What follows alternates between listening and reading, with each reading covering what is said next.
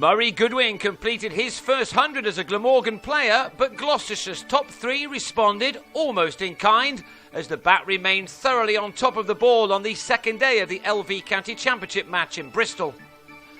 Goodwin began the second morning on 96 out of his size 318 for 5, and after 15 minutes of trying, he finally got to three figures with an edge for a couple. It's been a long time in coming for the Zimbabwean, who had a disappointing final season with Sussex last year, in which his top score in 23 innings was only 77. This, though, was his 68th first-class ton, and it had come off a patient 221 balls, 12 of which had brought in boundaries. The morning in Bristol started off cool and cloudy, and Craig Miles again took advantage. He at last saw the back of Goodwin, who edged a drive to Alex Kidman after making 108. Then, in his next over, the 18-year-old picked up two more wickets in 2 balls. John Glover gave Gareth Roderick his 4th catch of the innings. And it was a fiver for the 3rd match running for Miles when he found some movement to trap Dean Kosker in front for a golden. He went for something similar with his hat-trick ball, which was safely negotiated by Michael Hogan, who then went on to really impress with the bat as Glamorgan fought back. Having lost 3 wickets for 4 runs in 3 overs to slip back onto 343 for 8, the Welshman then started to put bat to ball again as the sun finally burnt its way through the thick morning cloud. And that seemed to make a lot of difference, as even the number 10 began to time the ball really well in producing some excellent cricket shots. This was certainly the pick of them as he hammered Benny Howell back over his head for a maximum, as Glamorgan now headed towards the 400.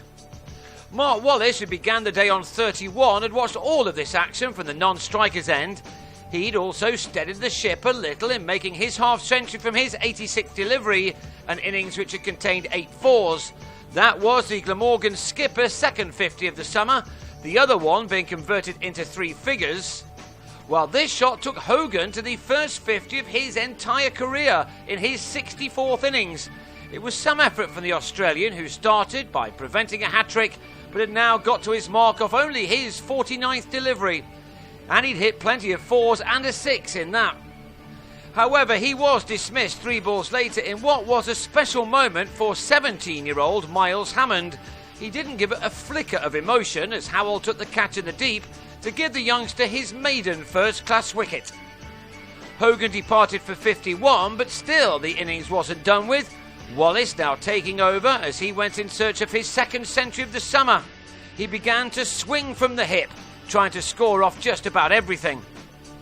A whopping 6 took him closer still to 3 figures, but his hitting finally cost him as he dragged a ball from David Payne to Mike Klinger, who clung on to remove his opposing captain for 94 on the stroke of lunch. Glamorgan's last 2 wickets had added 115 runs to take them to the dizzy heights of 448 all out, in which Miles claimed 5 for 83 to take his tally to 25 wickets in 4.5 games. That aside, this was not exactly what Klinger would have envisaged when he put the Welsh county in after he won the toss on the first morning. He and his makeshift partner Roderick had a job ahead of them now. It was a job they did very well too, Klinger especially. Once in, he tried to attack the bowling when he could. Twice he put Kosker over the rope as he and his young partner, opening the innings for the first time in the absence of the injured Chris Dent, batted beautifully. Roderick, like Miles, is making a name for himself right at the start of his career. He may have been the 3rd choice wicketkeeper for the Gloucesters at the start of this season, behind Cameron Herring and Richard Coftree, but his talents have shone through since getting into the side, in spite of a pair in Liverpool last week. He'd made 41 of an opening stand of 79, and when he was the only Gloucestershire wicket to fall on this day, Hogan getting the nod for the LBW. Klinger was determined to go on though, having earlier been dropped twice in the slips, and he made it to the 50 mark for the 3rd time as his county's skipper.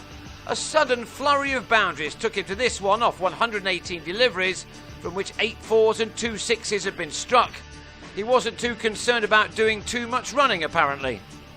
He later planted Kosker for another maximum, and Glamorgan would have started to get concerned by the fact that the Australian has a 100% success rate this summer of turning his 50s into tons. When they'd started their innings, Gloucestershire had needed 299 to avoid the follow-on. Well, unless there is a dramatic change in events on the penultimate day, then that's unlikely to occur. Dan Housego became the latest batsman to enjoy the pitch and conditions, and by the close he'd taken his partnership with his captain to exactly 100. Housego will go again on day 3 on 46, while Klinger requires another 20 for his third 100 of a profitable debut season for the county.